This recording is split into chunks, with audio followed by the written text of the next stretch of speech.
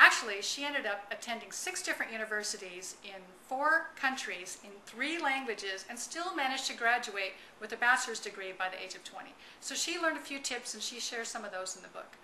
But really important to be somewhat flexible about your ideas of what it takes to complete your requirements for graduation. There are lots of different ways to do it. There's not just one path, so if you come back and you hit a wall, you need to know that there are always other ways to do it. All 4 of our girls graduated in different ways from high school. Online, through dual enrollment programs, abroad, all different kinds of ways. None of them ever submitted an SAT score. None of them ever took an AP class or an IB class, and yet they still got into college without any problems. They did get scholarships, they got great financial aid, and they graduated by 19 or 20. So there's that section of the book that's also, I think, really valuable when you come back to talk about what you can do to, before you go, plan for that and understand what you are going to be facing when you come back.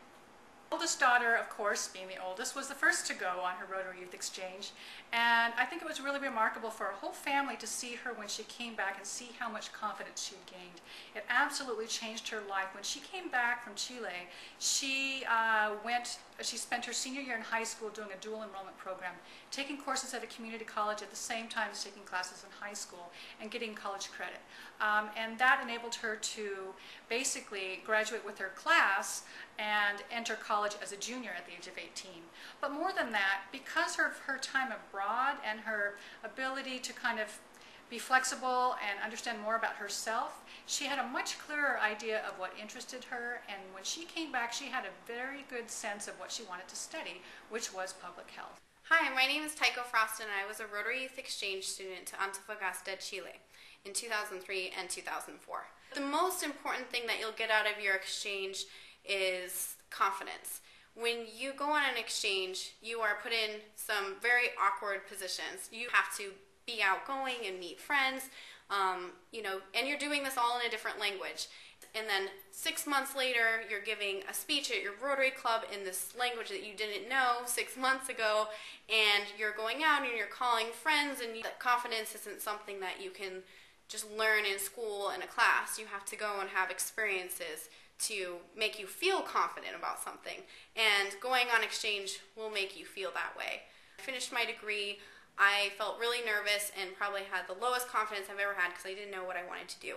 And I decided to go to New York City because I knew I really liked public health. And that was something that I got to do as a result of my exchange because I had the confidence and I felt very strongly that I could just go to this city that I'd never been to and conquer the world. And since I've been in the city, I'm a program director for a nonprofit, and I completed my master's degree. Again, all things that I don't think I would have been able to do had I not been on exchange. So you are going to learn new language, you are going to meet new people, you are going to have amazing experiences, you're going to have really awkward experiences, and you might even have some terrible experiences. But the fact that you'll come out a completely new and confident person is something that I'm not really sure there's any other experience you could go through at this age that would make you feel as confident and as on top of the world as you will when you're done with your exchange. So good luck. Our culture and people in general have a history of valuing that rite of passage, whether as a vision quest or a grand tour or even going off to battle. For years we have had this idea that young people at some point go off away from their family, away from home, away from friends and everything they know, and have a chance to essentially grow up and develop their ideas of who they are, and then come back and be seen and to see themselves as young adults. And that's something that our culture has really sort of lost touch with. We have plenty of events. We have plenty of moments when we take wonderful photographs and have sort of mini rites of passage. We have 3-hour parties for graduation. We have the prom. We have these kinds of events that are important, but they aren't transformational. Not like a year abroad, not like a trip that you would take when you're 16 or that you would have done 300 years ago. So it's not a new concept to send our kids abroad at 16. It's just a difficult concept now because I think parents in general hear so much in the news and we tend to be very fearful. We worry about our kids. We worry about their safety, but we also worry about, their ability to stay on track in school, get into college, get scholarships, etc., etc. There's another thing. Parents are a little bit worried about themselves. We don't know if we can take the separation. We don't know how we're going to handle that. And we also don't know if we can handle what those little passive-aggressive comments we get from other parents. And this is something that nobody really talks about, but I do address it in the book.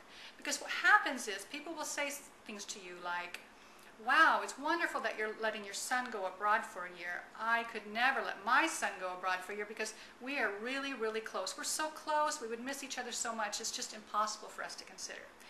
Now, that might be a kind of interesting way for them to convey that, they think it's cool what you're doing, but what they're really saying there is that they're really close to their kid and much closer than you are, and the only reason you're able to do this is because you're obviously not as close to your kids as they are to theirs. And so you end up kind of getting these mixed messages and wondering, gee, am I a good parent? Am I not close to my kids? But we know the truth. We know the reality of the situation, and that is that it takes a tremendous amount of love and trust to let our kids go abroad for a year at 16. It's not a question of love. It's not a question of being close to them or trusting them. We know we are giving our kids this gift, and we have to be strong enough as parents to recognize that no matter what comments we might hear from other people who are jealous or concerned or need to validate their own choice not to do this, that we know it's the right thing to do, and to gain support from each other, the other parents who are doing the same thing. I've always been really impressed by the Rotarians. Our daughters had a great experience when they were abroad. I know how much work goes into it. I know about the sleepless nights. I know about the long hours and the worrying about the kids, when they come back and when they leave, and all of the events that are put on for the kids while they're abroad, as well as the ones before and after their trip. And that's something else that's really different about the Rotary Youth Exchange Program. There are plenty of other exchange programs that you can consider.